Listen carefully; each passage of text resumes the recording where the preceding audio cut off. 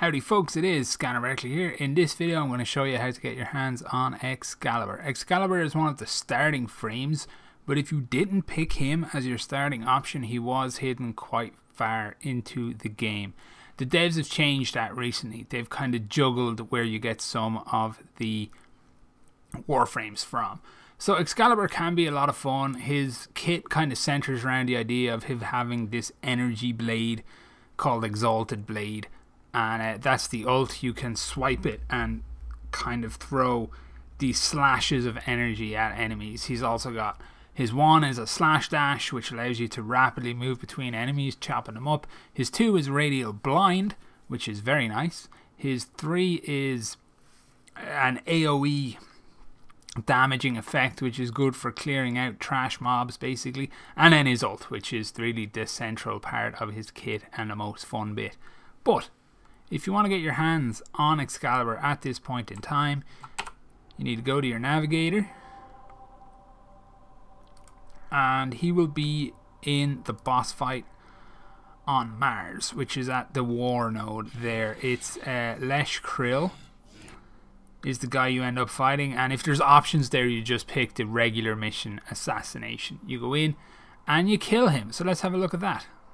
Now, Lesh Krill can be a pretty tough fight if you don't know what you're doing and if you're new to the game, so it's worth explaining how to actually kill him in this video, I believe.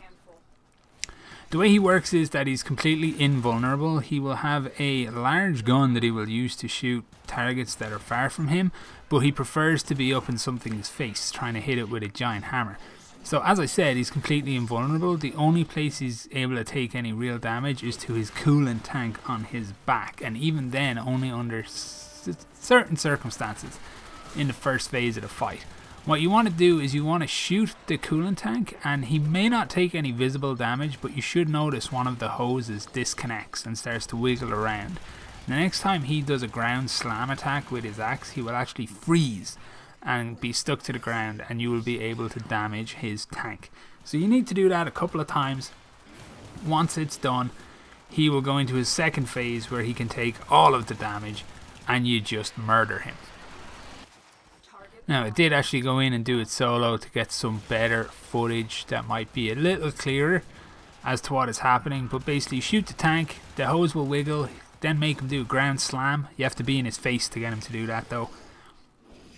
And after that, you'll be able to damage his tank. Damage his tank enough, the rest of them will be able to take plenty of damage. So you can see there the hose is wiggling around quite dramatically. And that's it, just murder his face. It's far easier if you're new to the game to do this with a group of people. You might get murdered, don't worry about it. He hits very, very hard if you're new to the game. He can technically one-shot you with his hammer, so no worries. Go in with a group and get people to help you out. There's normally plenty of people running this. And after you have him dead, that's it. You can just make your extraction. Now, as far as I can recall, there's a roughly even chance for any of the parts to drop. I think 2 of them are in the 20-somethings, 26s, and 1 of them is in the 30-something percentage drop chances. So you might need to run this a few times to get all your pieces, but once you do, you have all your Excalibur parts. You can just buy your main blueprint from the market for credits, and then you're good to build them in your foundry, and that's it. That's how you get your hands on Excalibur. Easy peasy. That's it for this video, guys. Thanks for watching, and all the best.